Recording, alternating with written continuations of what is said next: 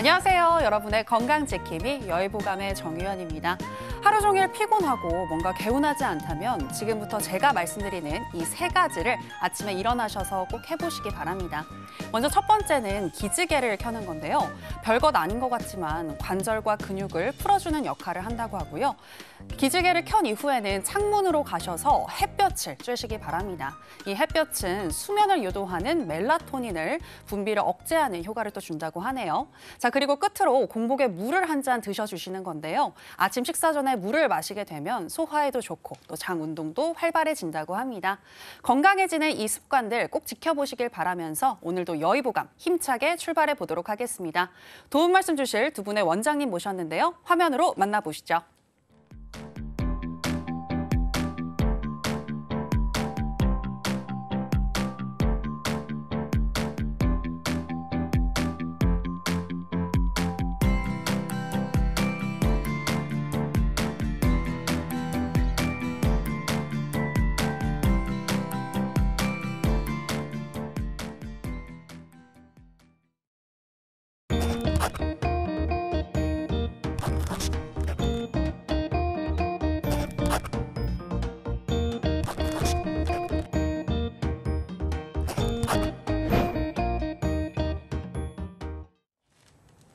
김보미 원장님 그리고 김도영 원장님 나오셨습니다. 어서 오세요. 안녕하세요. 안녕하세요. 네, 나오셔서 고맙습니다. 네. 제가 앞서서 이 오프닝에 아침에 하면 좋을 이 세 가지 습관들에 대해서 말씀을 드렸는데요. 먼저 도영 원장님께서 기지개 펴는 것과 햇볕 쬐기, 이것이 건강해주는 영향에 대해서 좀 더 부연 설명을 해주시면 좋을 것 같아요. 네, 알겠습니다. 우선 사람이 잠을 잘 때는 기본적으로 온몸 구석구석이 굳어있게 돼요. 네. 그러다가 아침에 일어나서 활동을 시작하기 위해서는 충분한 에너지가 공급되어야지 몸이 원활하게 움직일 수가 있어요. 그런데 기지개를 펴게 되면 혈류순환이 좋아지고 온몸 구석구석으로 혈액들이 잘 가기 때문에 그때 에너지까지 같이 공급되면서 관절도 좀 부드러워지고 쉽게 움직일 수가 있게 되는 것이죠. 네. 또한 햇볕 쐬기 같은 경우에는 이제 멜라토닌 호르몬을 좀 분비를 억제시켜서 잠에서 깨게 해줄 뿐만 아니라 체내 시계의 정상적인 리듬을 조금 정상화시켜주는 그런 작용이 있어요. 네. 그렇기 때문에 잠에서 깰 뿐만 아니라 밤의 수면의 질과도 연관이 있기 때문에 햇볕을 쬐게 되면은 밤의 수면의 질도 좋아지게 되는 것이죠. 그렇군요. 이 기지개를 펴는 것은 혈액을 원활하게 돌게 해주고 그다음에 또 햇볕을 쬐는 거는 이 수면의 질도 또 좋게 해준다라고 말씀을 해주셨는데요. 무엇보다 또 생체 리듬과도 관련이 있다라고 말씀을 해주셨습니다. 자, 그리고 공복에 물 한 잔 마시기 이 부분도 아까 제가 말씀을 드렸는데 이에 대한 효과도 설명을 해주실까요? 아침 공복의 물, 이건 사실 진짜 정말 쉬우면서도 좋은 습관입니다. 네. 어떤 것 때문에 그러냐면요. 우리가 자는 동안에는 사실 활동이 없다 보니까 장이라던가 다른 기관들이 전부 다 멈춰 있어요. 그러다가 우리가 자고 일어나서 바로 음식을 먹으면 어떻게 될까요? 굉장히 위장 입장에선 부담스러울 수밖에 없단 말이죠. 네. 근데 이 상태에서 물을 먹게 되면 굉장히 속도 편안해지고 위대장 반사가 일어나다 보니까 대변도 굉장히 원활해질 수가 있습니다. 네. 거기다가 우리가 자다 보면 수분이 굉장히 많이 방출되게 되는데요. 이를 충족시켜주는 수분이 될 수도 있기 때문에 꼭 시행해 보셨으면 좋겠습니다. 네, 장 운동이 활발해진다라고 말씀을 해주셨는데 공복에 물 섭취하기 뭔가 이게 실천하기 어려운 것 같지만 여러분들 잊지 마시고 매일매일 아침에 일어나셔서 공복에 물 섭취하시는 거 꼭 실천해 보시기 바랍니다. 자, 그럼 오늘도 건강 지수를 높여줄 첫 번째 주제로 들어가 보도록 하겠습니다. 오늘의 첫 번째 주제는 바로 자궁 질환이 되겠는데요. 먼저 이 가임기 여성이라면 누구나 겪을 수 있는 통증이 되겠죠. 생리통에 대해서 이야기를 나눠보도록 하겠습니다. 보미 원장님, 이 생리통은 가벼운 통증부터 정말 일상생활이 힘들 정도까지 다양한 케이스가 있는 것 같은데요. 우리 원장님을 찾아오시는 환자분들의 대체적인 케이스를 보면 어떤가요? 사실 조금 특이한 상황이라도 할 수도 있지만 제가 오피스 지구에서 한의원을 하고 있어서 그런지 자궁 질환은 사실 40, 50대 여성분들이 굉장히 많이 호발하는 질환이고 걱정하는 부분이거든요. 네. 근데 저희 한의원은 20, 30대 여성분들이 굉장히 많이 오고 계세요. 저희는 목, 어깨, 허리 이런 근육 질환이 가지고서는 오실 때도 어떤 약을 복약하고 계신지 아니면 어떤 수술이나 과거력을 하셨는지 이런 거를 여쭤보는데요. 이미 부인과 치료를 위해서 약을 복약하고 계시다거나 아니면 여러 번 이제 부인과 질환이 재발했다 보니까는 수술을 여러 번 하신 분들도 많이 많이 계신 20, 30대 여성분들도 계십니다. 네, 정말 다양한 연령층이 있는 것 같은데 이 30대도 생리통을 호소하는 분들이 정말 많다라고 말씀을 해주셨습니다. 그렇다면 이 자궁 질환, 뭔가 생리통으로 판단을 할 수 있지 않을까라는 생각이 드는데요. 생리통 가볍게 여기면 안 되겠죠?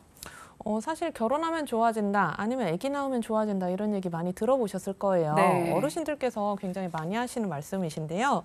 근데 생리통을 대수롭지 않게 여기다가 자궁 질환을 악화시키기도 하고요. 그리고 차후 임신에 좋지 않은 영향을 미치기도 합니다. 임신 출산 이후에도 이어지는 생리통의 경우에는 자궁 질환의 신호가 될 수도 있기 때문에 꼭 검진이 필요합니다. 네, 임신에 영향을 줄 수도 있다고 하니까요. 생리통 가지고 계신 분들은 정말 우습게 보시면 안 될 것 같습니다.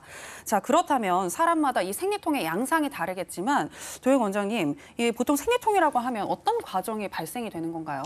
네, 보통 생리라고 하면은 이제 자궁 내막 세포들이 죽어서 탈락해서 떨어져 나오는 거예요. 네. 그 과정에서 프로스타글란딘이라는 물질이 분비가 되게 되는데 이 프로스타글란딘은 자궁 근육을 수축시키는 작용을 합니다. 이렇게 자궁이 수축하게 되면은 자궁 안쪽에서 압력이 올라가게 돼서 네. 그 자궁 조직으로 가는 동맥혈관이 조금 눌리게 돼요.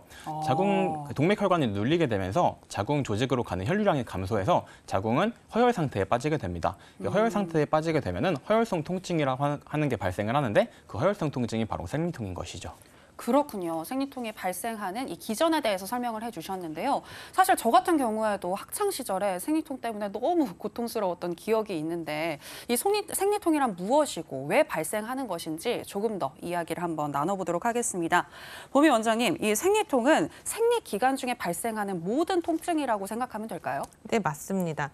생리통은 생리 기간에 나타난 주기적인 통증을 이야기하는데요. 보통 복통만을 생각하시는데 허리 통증이라던가 두통이라던가 하는 다른 통증들도 많이 내포하고 있습니다. 그리고 생리통은 특별한 질환 없이 나타나는 원발성 생리통, 그리고 자궁내막증이라던가 자궁근종 등의 다른 기질적인 질환 때문에 나타나는 속발성 생리통으로 나눌 수가 있습니다. 이 중에서 먼저 설명드릴 10대에서 20대에게 많이 발생하는 원발성 생리통의 경우에는 하루 이틀 정도 나타나고요. 진통제 한두 알 정도로 조절이 되는 정도입니다. 네.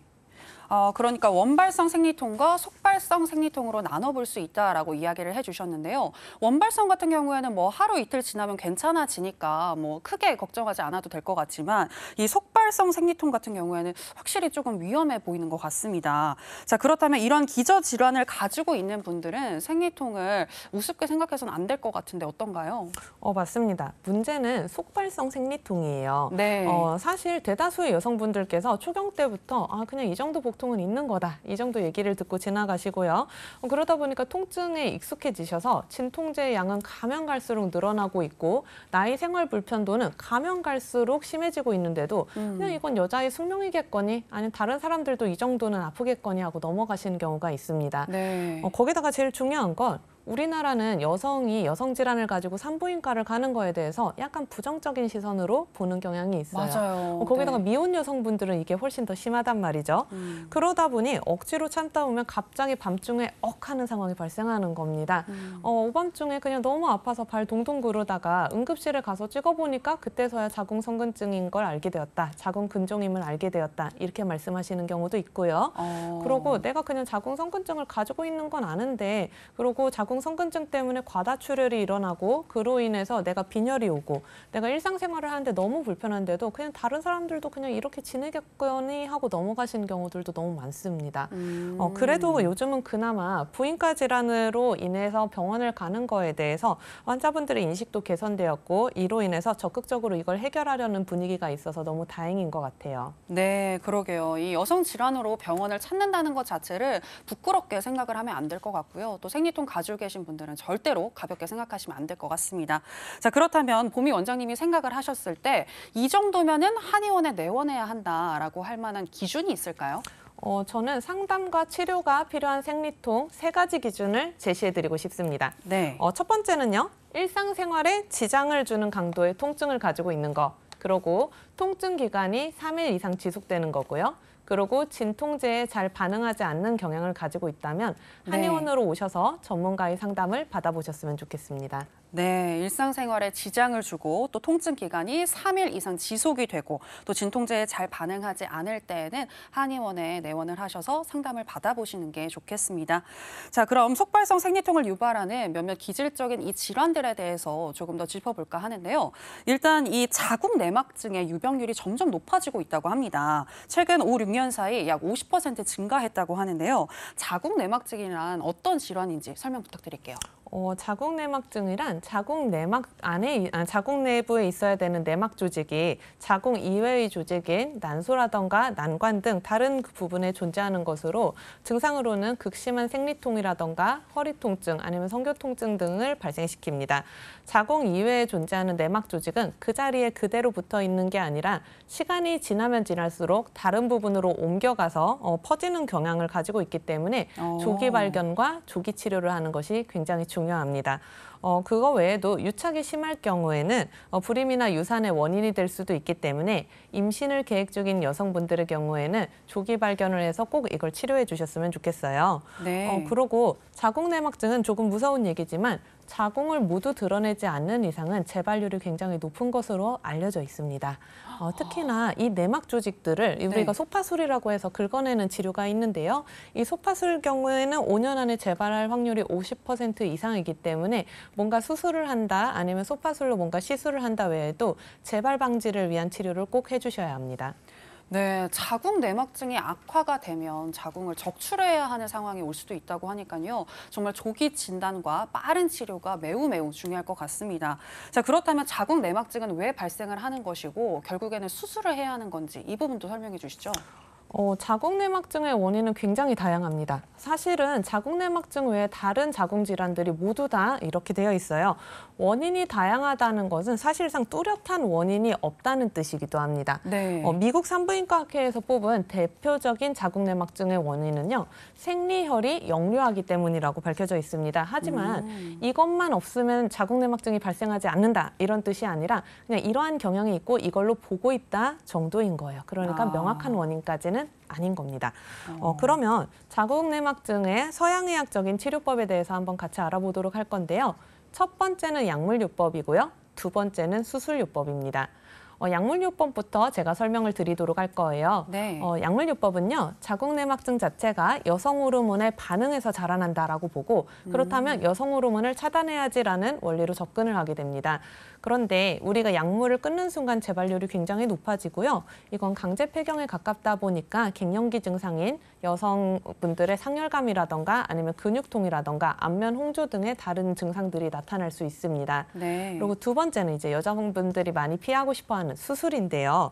어떻게 생각하면은 이거는 확실한 치료법이 아닌가라는 생각이 드실 수가 있어요. 왜냐하면 비정상적으로 자라난 자궁 내막 조직을 확실하게 제거하는 방법이거든요. 네. 그래서 이거 되게 좋은 방법 아닌가 싶겠지만 2, 3mm 정도의 조직 같은 경우에는 우리가 잘 제거가 가능하지만 육안에 보이지 않는 조직들까지 전부 다 제거할 수는 없다 보니까 이 또한 조금의 한계는 가지고 있다고 볼 수 있습니다. 그렇군요. 이 자궁 내막증의 서양 의학적인 치료 방법에 대해서 들어봤고요.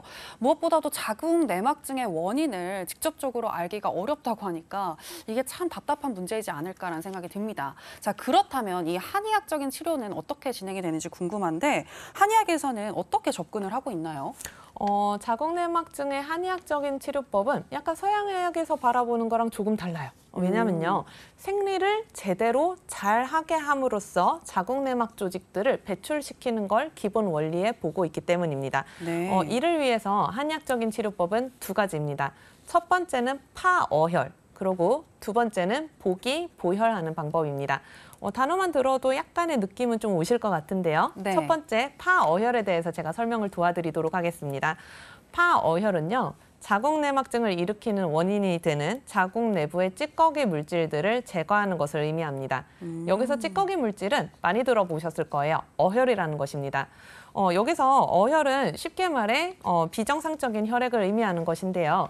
자궁은 혈액이 근본이 되는 장부잖아요. 그런데 자궁의 핵심이 되는 이 혈액이 비정상적인 혈액으로 바뀌어져 있다면 당연히 자궁은 자기의 기능을 제대로 하지 못할 것입니다. 네. 그렇기 때문에 비정상적인 혈액인 어혈을 제거하는 치료법이 첫 번째로 선행이 되어야겠고요. 그리고 두 번째는 보기보혈입니다. 보기보혈은 말 그대로예요. 기와 혈이 부족한 것을 장기 내에 자양하지 못한 부분을 보완해 나가는 쪽으로 치료를 들어간다는 건데요. 아까 전에 자궁내막증의 서양의학적인 원인이 생리혈액이 제대로 배출되지 않기 때문에 발생한다는 점을 말씀드렸습니다. 네. 자궁의 기능과 움직임이 기와 혈의 기능이 떨어져가지고 너무 작은 경우에는 당연히 생리혈액과 함께 배출되어야 될 자궁 내막 조직들이 제대로 배출되지 못하니까 자궁 내부에 다른 조직들에 붙으면서 자궁 내막증을 일으키는 거거든요. 네. 그렇기 때문에 기와 혈을 보완함으로써 바로잡아야 된다는 뜻입니다. 그렇군요. 그러니까 정리를 해보자면 이 자궁 내막증을 일으키는 찌꺼기를 제거해주고 기와 혈을 보충을 해서 생리혈을 잘 내보내게끔 도와준다라고 정리를 해볼 수가 있을 것 같은데요. 자, 그렇다면 이 한의학적 치료의 장점은 어떤 것이 있을까요? 사실 가장 큰 메리트는요. 수술을 하지 않아도 된다라는 게 장점일 것 같아요. 네. 뭐냐면요. 사실 수술하는 거는 다들 별로 하고 싶지 않잖아요. 어쩔 그쵸. 수 없으니까 하는 거잖아요. 네. 그런데 우리가 수술 없이 자궁과 난소의 기능을 회복해 나간다면은 그 또한 그렇게 좋은 방법, 아니 정말 좋은 방법일 거예요. 그것뿐만이 아니라 호르몬 대사라던가 이런 쪽에 교란이 오지도 않습니다. 사실 자궁내막증이 여성 호르몬 반응성 질환인 거는 맞습니다. 하지만 그렇다고 여성 호르몬 자체를 억제해버리는 것은 2차적인 증상을 나타낼 수가 있기 때문에 호르몬 자체를 억제해버리기보다는 병변의 진행을 억제하고 통증을 완화시키면서 가임력을 회복하는 것이 중요한 관리라고 생각합니다. 네. 그렇기 때문에 근데 수술에 대해서 나는 뭐 임신 출산도 다 겪었고 뭐 별 상관없을 것 같아서 수술해도 괜찮을 것 같은데 라는 생각 드실 수도 있는데요. 자궁과 난소의 기능은 임신과 출산 이후에도 중요하다는 거 다들 알고 계실 거예요. 그렇죠. 맞습니다. 수술을 피할 수 있다는 점이 한의학적 치료의 장점이다라고 설명을 해주셨고요. 자, 그렇다면 이렇게 자궁 질환과 관련해서 뭔가 생활 관리도 굉장히 중요하지 않을까라는 생각이 드는데 자궁 건강에 좋은 이 영향을 주는 식품과 삼가야 할 식품이 있다면 어떤 게 있을까요? 사실 자궁내막증은 당연히 자궁 혈액이 제대로 배출되는 게 중요하다 보니까 자궁 혈액에 도움을 주는 해조류라든지 녹황색 채소라든지 이런 음식들을 많이 섭취하시는 게 중요해요. 근데 사실 좋은 음식을 섭취하는 것보다 안 좋은 음식을 배제하는 것이 이 질환에는 굉장히 중요하다 보니까 제가 이 부분에 대해서 조금 더 강조해서 말씀을 드릴까 합니다. 네. 아까 전에 말씀드렸듯이 자궁내막증은 우리가 에스트로겐 반응성 질환이라고 말씀을 드렸습니다. 그런데 이게 얼마나 중요한 말이냐면요. 서양의학적인 약물요법에서 제가 아까 전에 말씀드렸죠. 자궁내막증은 에스트로겐이 굉장히 자궁내막을 빨리빨리 자라게 만들다 보니까 에스트로겐이 들어가지 못하게 한다. 이 뜻은 뭐냐면요. 음식에 적용시켜 보도록 할게요. 우리가 여성에게 좋은 거 음식 뭐 있을까요?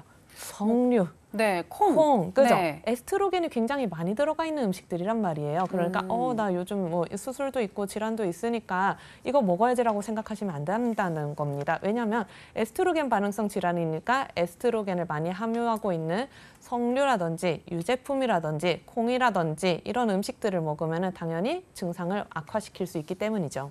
아, 네. 콩이나 석류 하면은 대표적으로 이 여성들에게 좋은 음식으로 알려져 있었는데 자궁 내막증을 앓고 계신 환자분들에게는 좋지 않다라는 거 꼭 기억하시기 바랍니다. 자, 그리고 또 자궁 근종으로 고생하시는 분들도 있는 것 같은데요. 이 자궁 근종의 크기가 크면 수술을 해야 하는 것인지 이 부분도 설명해 주실까요? 사실 미국 산부인과 학회 기준으로 해서 제가 말씀을 드려보도록 할게요. 수술적 치료의 대원칙은요. 증상이 없으면 수술하지 않는다라는 거예요. 예를 들면 나 자궁근종 8cm, 나 자궁근종 12cm 이런 분들 많이 오시거든요. 무조건적으로 수술해야 되는 게 아니라 증상이 없다면 이대로 지나가도 괜찮은 겁니다.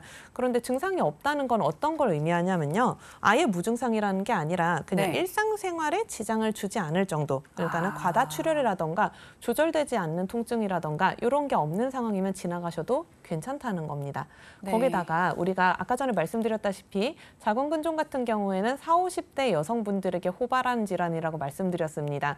근데 40, 50대 여성분들 이거 지나가면 어떤 질환이 올까요? 갱년기라는 시기가 옵니다. 네네. 근데 갱년기라는 시기는요, 에스트로겐이라던가 프로게스테론 같은 여성 호르몬이 점점 내 체내에서 줄어드는 시기입니다. 아까 전에 반응성 질환이라고 말씀드렸죠? 그렇기 때문에 갱년기 증상이랑 이런 게 오면 사이즈가 작아지기 때문에 그대로 두셔도 상관없습니다. 네, 알겠습니다. 일상생활에 지장을 주지 않는다면 수술보다는 한의학적 치료로 일단 접근을 해보시는 것도 좋지 않을까라는 생각이 들고요. 끝으로 간단하게 이 마지막으로 여성에게 있어서 생리가 얼마나 중요한지 이 중요성에 대해서 말씀해 주시죠.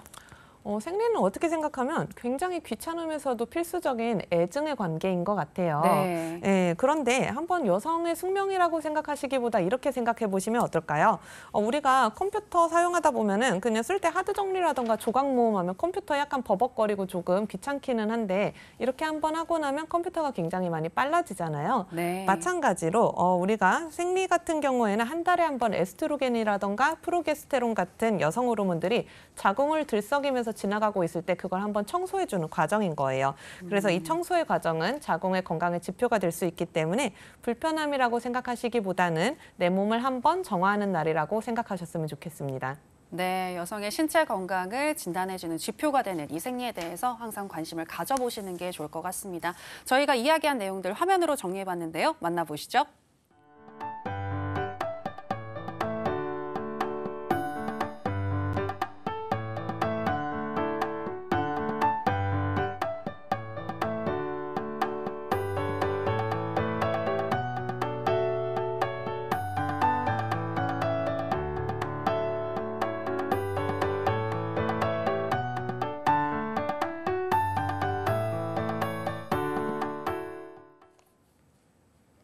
네, 여러분들은 생방송으로 보내드리는 여의보감과 함께하고 계십니다.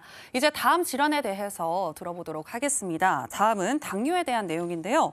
매년 세계적으로 250만 명의 당뇨 환자가 발생을 하고 있다고 합니다. 도영 원장님, 보통 당뇨를 대사 질환이라고 인식을 하고 있는 것 같은데 어떻게 이해하면 될지 조금 더 설명해 주실까요? 네, 사실 당뇨병을 이름만 놓고 봤을 때는 소변에서 당분, 즉 포도당이 섞여 나오는 질환이에요. 그러나 실제로는 이 소변에서 포도당이 나오는 것만으로 당뇨병이라고 하진 않습니다. 이게 혈액 속의 포도당 수치인 혈당이 높은 수치, 즉 고혈당 상태에 있는 것을 당뇨병이라고 하는데요. 체내에서 이제 혈당 대사가 정상적으로 이루어져서 혈당 수치가 잘 조절된다면 이 경우에는 소변으로 포도당이 나오지 않게 돼요. 네. 하지만 이제 혈당 조절 기능에 문제가 생기면서 고혈당 상태가 유지된다면 그때에는 소변으로 포도당이 흘러나오게 되는 것이죠. 아, 그러니까 혈당 조절 기능에 문제가 생겨서 포도당이 검출이 되는 것이 바로 당뇨이다라고 이야기를 해주셨는데요. 자, 그렇다면 왜 혈당 조절 기능에 문제가 생기는 건지 궁금합니다. 네, 몸에서 혈당 조절에 이상이 생기는 것은 결국에는 다 호르몬과 관련이 있어요. 이제 몸에서 사실 여러 번 들어보셨겠지만 인슐린이라는 호르몬이 있어요. 그 네. 인슐린 말고도 혈당과 관련된 호르몬들은 뭐 글루카곤이라든지 아드레날린, 성장 호르몬, 코르티졸 등등 다양하게 있어요. 이 다양한 호르몬들 중에서 특히 인슐린만이 혈당을 낮추는 작용을 하고 있기 때문에 이 인슐린과 관련해서 문제가 발생하게 되면은 낮아져야 하는 혈당이 낮아지지 않고 고혈당 상태가 유지되어서 당뇨병이 발생하는 것입니다. 네. 이 혈당이 올라가게 되면은 췌장세포에서 인슐린이 분비가 되는데요. 이 인슐린은 혈액 중에 떠다니는 포도당들을 우선적으로는 근육세포로 보내서 에너지원으로 사용을 하게 합니다. 그럼에도 불구하고 혈당이 아직 높다면은 포도당을 글리코겐이라는 형태로 간으로 저장을 해요. 이렇게 했는데도 아직도 혈당이 높으면 포도당을 중성지방으로 바꿔서 체지방으로 저장을 하게 됩니다. 네. 이러한 과정들을 해서 혈당을 낮아지게 되는데 만약 우리 몸에서 필요한 만큼 충분한 인슐린이 만들어지지 않거나 혹은 인슐린은 충분히 만들어지는데 인슐린 저항성이라는 게 생겨서 인슐린이 제 기능을 하지 못하는 경우에 당뇨병이 발생하는 것입니다. 네, 그러니까 혈당 조절에 문제가 생기는 이유는 바로 호르몬에 있다라고 말씀을 해주셨는데요. 제가 알기로는 이 당뇨병에 1형 당뇨랑 그다음에 2형 당뇨로 좀 분류를 해볼 수 있는 걸로 알고 있거든요. 이 둘의 차이에 대해서도 설명해 주실까요? 네, 앞서 이제 당뇨병이 발생하는 경우가 필요한 만큼 인슐린이 만들어지지 않거나 혹은 충분히 있는데도 인슐린이 제 기능을 하지 못할 때 당뇨병이 발생한다 했는데요. 네. 이 중에서 인슐린이 충분히 만들어지지 않는 것이 바로 1형 당뇨병입니다. 1형 당뇨병은 갑자기 발병하면서 살아가면서 어느 나이에도 발생을 할 수 있지만 대부분의 경우 소아청소년기의 젊은 나이에 발생을 하게 돼요. 그리고 일형 당뇨병 같은 경우에는 자가 면역 질환인데요.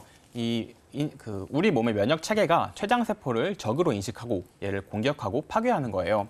그렇게 되면 인슐린을 찍어내는 공장이 파괴가 되면서 인슐린 자체가 생성이 안 되는 것이죠. 네, 반면 당뇨병의 가장 흔한 형태라고 하는 이형 당뇨병은 이제 서서히 진행되는 경향이 있어요. 그렇기 때문에 중장년 이후 성인, 조금 나이가 들어서 발생하는 경우가 대부분입니다. 이형 당뇨는 이제 유전적인 요소랑도 관련이 있겠지만 비만이나 운동 부족, 잘못된 식습관 등의 환경적인 요소뿐만 아니라 기타 고지혈증이나 고혈압 등의 기타 만성 질환과도 굉장한 연관성이 있습니다. 아, 그렇군요. 이 일형 당뇨 같은 경우에는 보통 소아 청소년기에 발생을 하게 되는 자가 면역 질환이고, 이형 당뇨 같은 경우에는 주로 중장년 이후에 생활적인 요소로 인해서 발생이 되는 경우가 많다라고 설명을 해주셨는데요.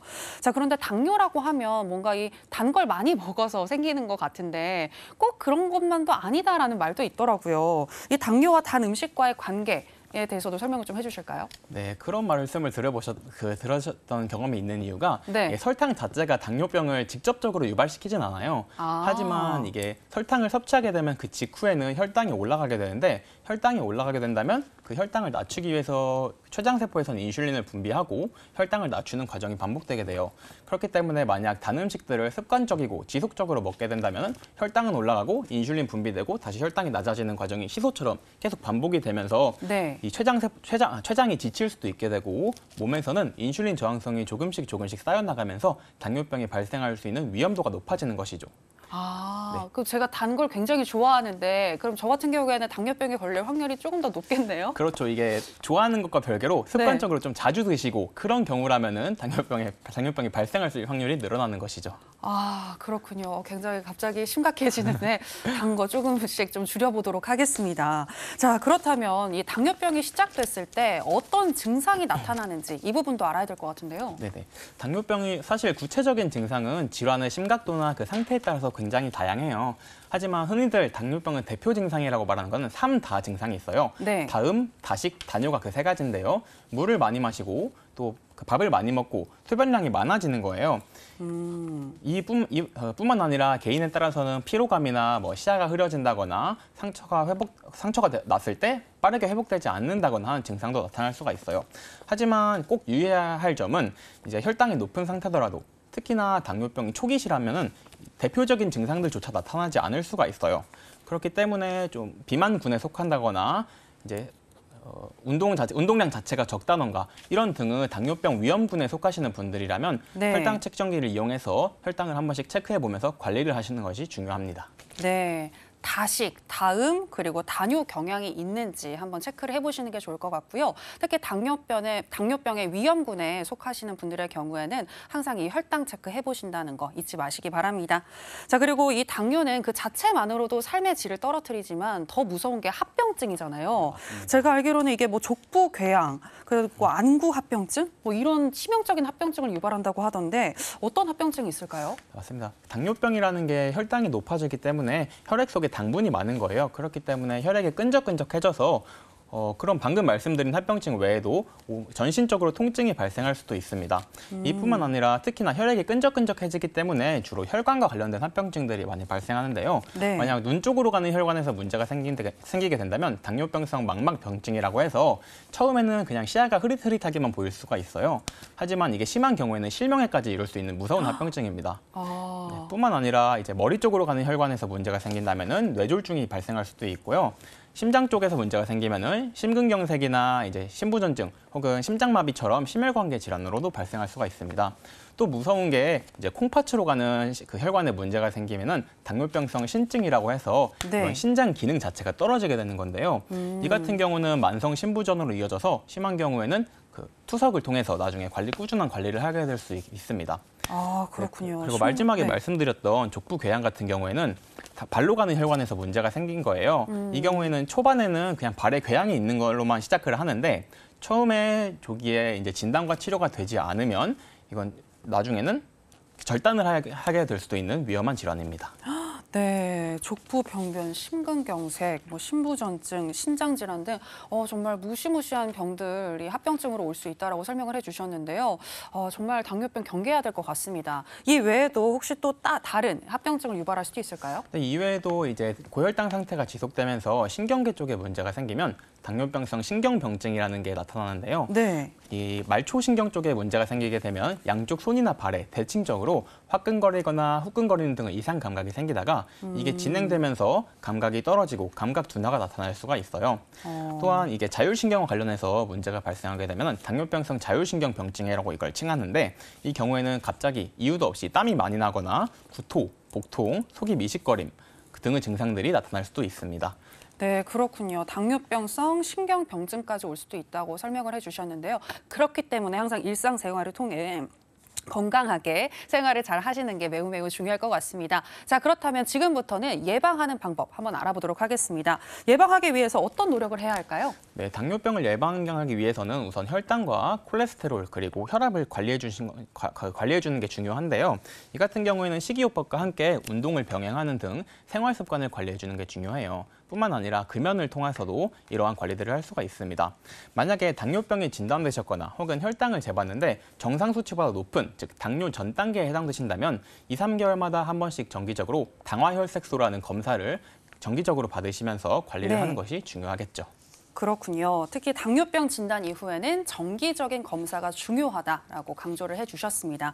자, 그리고 상황에 따라서 이 당뇨약을 먹어야 하는 경우도 있는 것 같은데 한 번 당뇨약을 먹기 시작하면 평생 먹어야 한다 이런 말이 있더라고요. 이 말이 맞는 것인지 어떻게 설명을 좀 해주시죠? 네, 우선 당뇨병에 사용하는 약물은 크게는 두 가지 종류가 있어요. 네. 1형 당뇨에는 인슐린 자체가 부족하기 때문에 인슐린을 투여해주고 2형 당뇨 같은 경우에는 인슐린은 많지만 인슐린의 기능을 하지 못해서 혈당이 떨어지지 않기 때문에 경구로 복용하는 경구 혈당 강화제라는 약을 복용을 해요. 네. 대부분 환자들이 드시는 당뇨약이라는 거는 이 경구 혈당 강화제일 확률이 높은데요.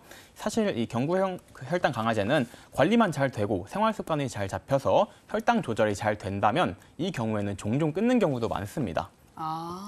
네, 하지만 이게 당뇨병성 케톤산증이라는 상태에 있으신 분들은 당뇨약을 끊게 되면은 갑자기 부작용이 발생할 수가 있어요. 네. 그렇기 때문에 당뇨약 복용량을 줄이시거나 혹은 당뇨약 복용 자체를 중지하고자 하시는 분들은 반드시 전문가와 상담 이후에 결정을 하시는 것이 필요합니다. 네, 당뇨약 복용을 중단하시려는 분들은 꼭 상담이 필요하다라고 말씀해 주셨고요. 자, 그렇다면 결국 이 약이라는 건 당을 떨어뜨리는 작용을 하는 건가요?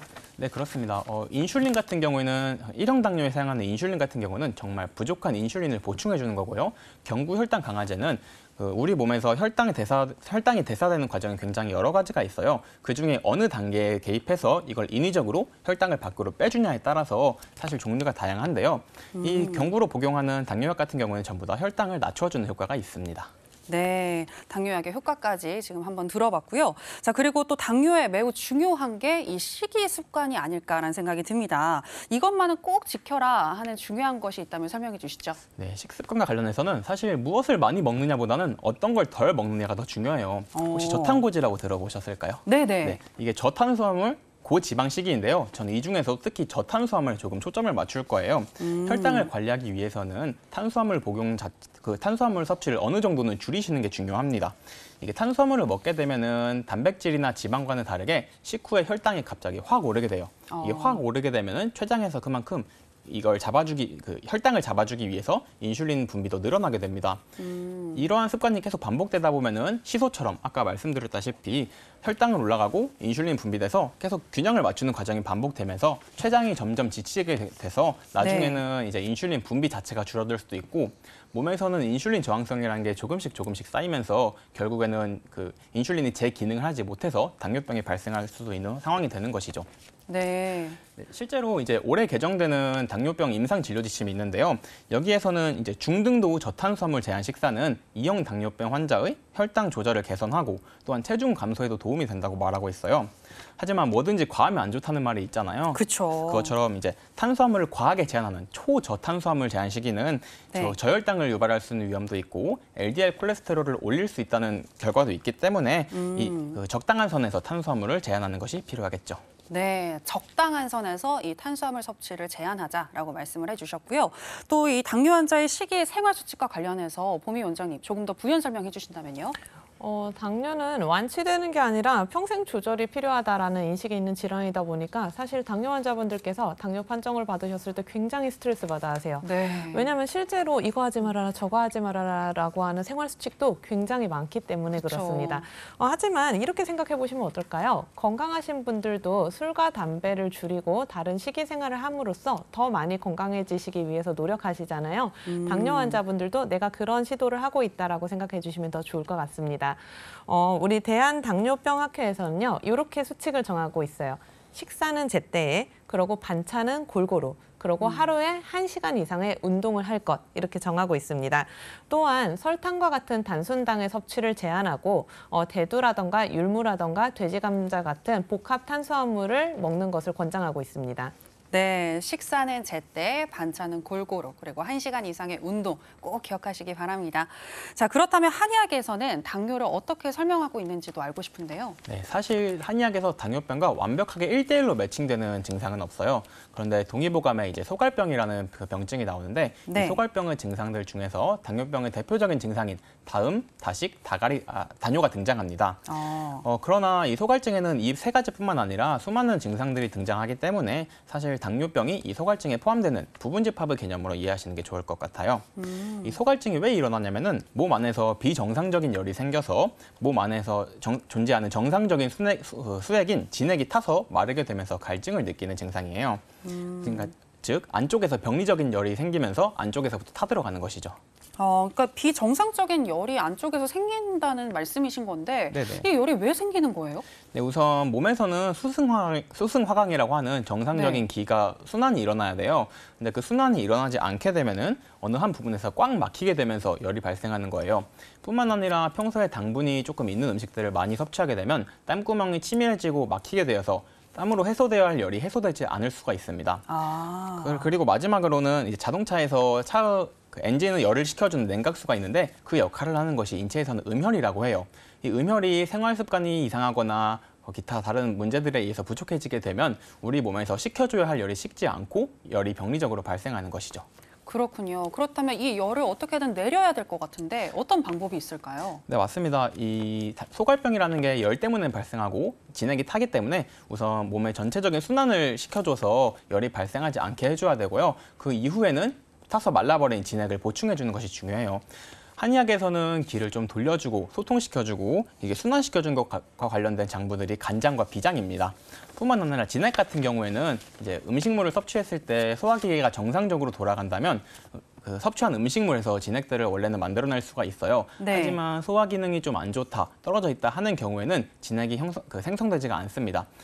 이 소화기계에서 진액과 관련된 장부가 바로 비장과 대장입니다. 네. 그렇기 때문에 이제 한의학에서는 한약뿐만 아니라 침이나 약침, 뜸, 부항, 추나치료 등 다양한 방식의 치료법들을 통해서 간장, 비장, 그리고 대장의 기능을 좋아지게 하는 방식으로 치료를 진행하게 됩니다. 그러니까 열을 내리고 진액을 형성하게 만들어서 간과 비, 대장 기능을 좋아지게 만든다라고 말씀을 해주셨는데요.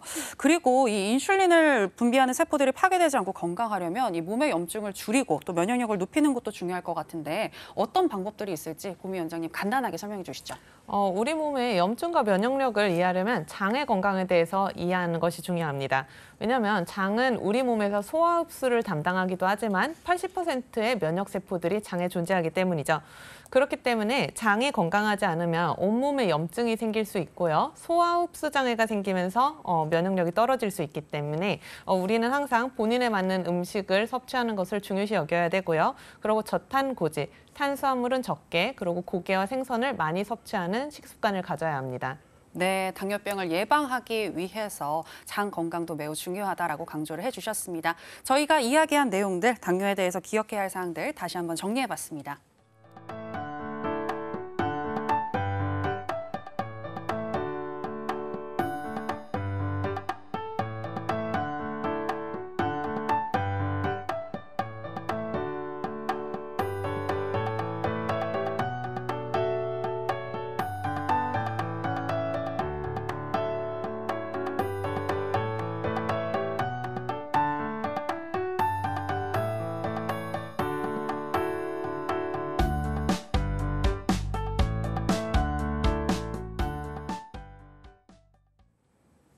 이번엔 더욱 다양한 한방 정보에 집중해보는 시간입니다. 김보미 원장님께서 다이어트 식단에 대해서 준비하셨다고 하는데요. 한번 들어볼까요?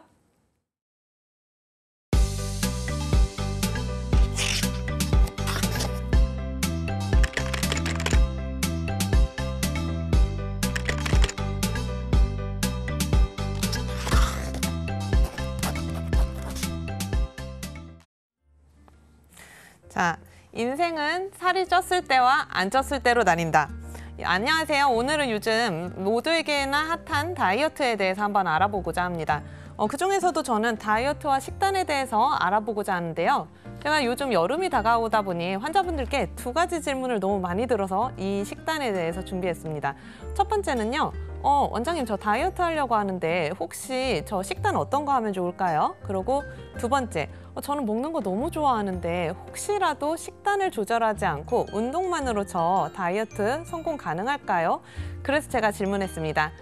다이어트와 식단, 지금부터 시작해 보시도록 할게요. 자, 한번 준비해봤어요. 운동은 안 하고 식사량만 줄인 사람, 그리고 운동은 하되 식사량이 많은 사람. 두 분 중 어떤 분이 다이어트에 성공할 것 같으세요?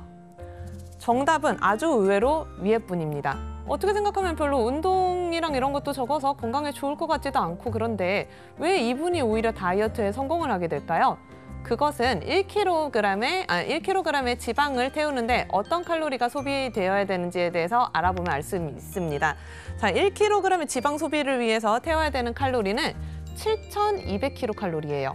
7,200이라고 하면 솔직히 어떤 건지 좀 감이 잘 안 잡힌단 말이죠. 그래서 준비했습니다. 자, 러닝머신을 1시간 동안 우리가 엄청 열심히 하면요. 300kcal예요. 한 달 동안 매일마다 하면요. 자, 1.3kg 정도가 감소될 수가 있습니다. 그 다음으로 보면요. 자, 농구 보도록 할게요. 농구 아주 격렬한 운동이죠.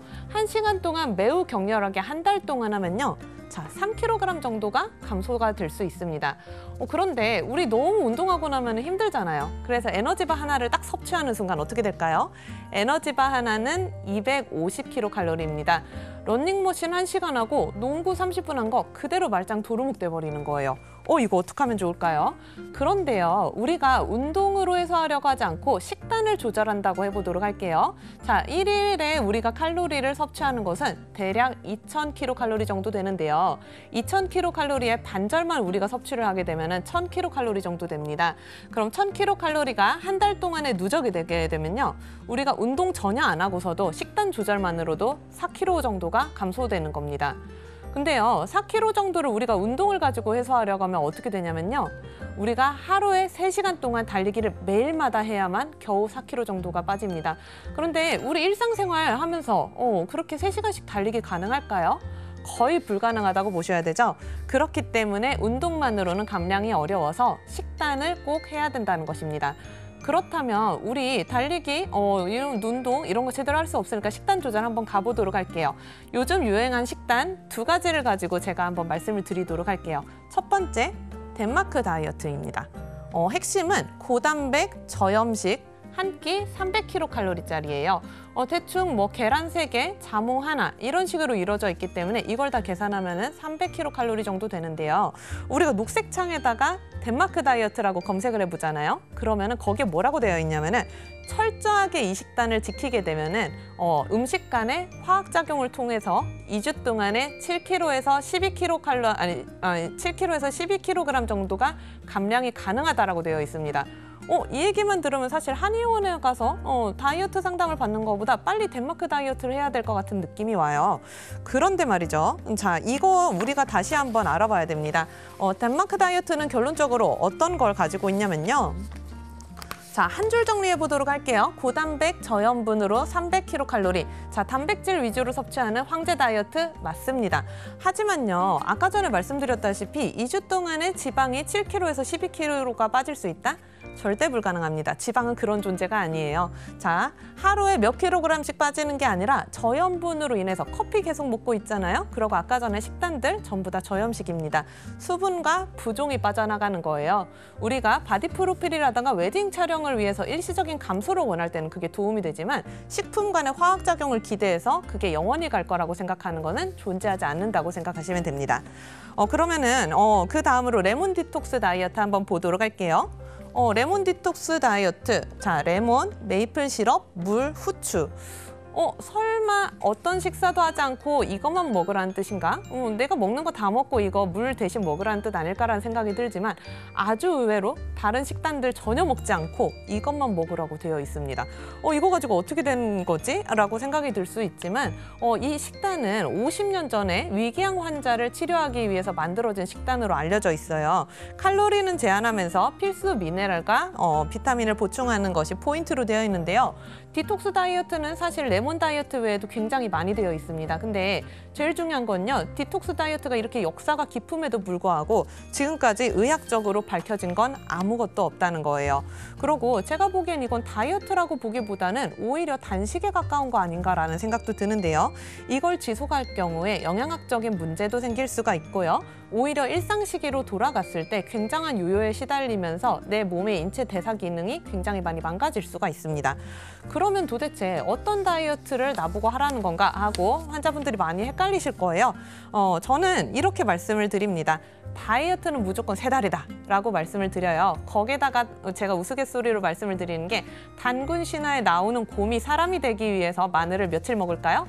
100일 먹는다는 겁니다. 자, 그거는 뭐에 대한 메시지가 담긴 거냐면요. 인체의 셋 포인트에 대한 메시지가 담겨 있는 겁니다. 자, 2주 동안에 7kg에서 12kg 감량되는 거 오케이, 엄청 좋아요. 근데 그게 영원히 갈까요? 일상 시기를 하는 순간에 돌아오게 되면 그건 그렇게까지의 의미는 없는 겁니다. 그렇기 때문에 감량된 체중을 우리가 유지가 불가능하다면 아까 전에 말씀드린 식단들은 의미가 전혀 없다고 보여지는 겁니다. 그래서 제가 준비했습니다. 저는 가장 현명한 다이어트는요. 반식 다이어트라고 생각을 하는데요. 국도 밥도 반절만 먹는 다이어트가 필요하다는 겁니다. 왜 이렇게 말씀을 드렸냐면요. 아까 전에 말씀드렸듯이 1000kcal에 우리가 음식을 먹게 되면은 그것만으로도 우리가 4kg를 우리가 감량이 가능하다고 말씀을 드렸어요. 거기다가 현실적으로 일상생활이 방해받지 않는 선에서 100일 동안에 우리가 다이어트를 한다고 하면 아까 전에 다이어트 식단들 유지 가능하실까요? 나는 사회생활도 하고 해야 되는데 친구분들하고 레몬 디톡스 다이어트만 하실 건가요? 전혀 불가능하다는 것이죠. 그렇기 때문에 무작정하는 다이어트보다는 똑똑한 다이어트로 건강한 아름다움을 찾으셨으면 좋겠습니다. 지금까지 오늘의 한방 김보미 원장이었습니다. 감사합니다.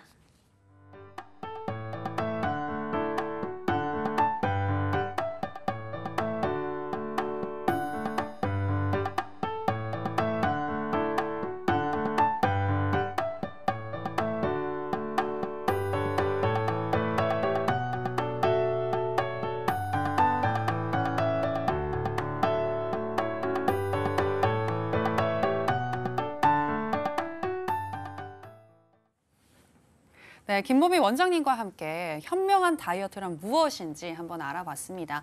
무엇보다 중요한 건 과도한 절식이나 염분 제한은 오히려 몸에 해로울 수 있다고 하니까요. 100일 정도 기간을 넉넉하게 잡으시고 건강하게 빼시는 거 잊지 마시기 바랍니다. 김보미 원장님께서 강조하신 이 반식 다이어트 기억해 보시면 좋겠네요.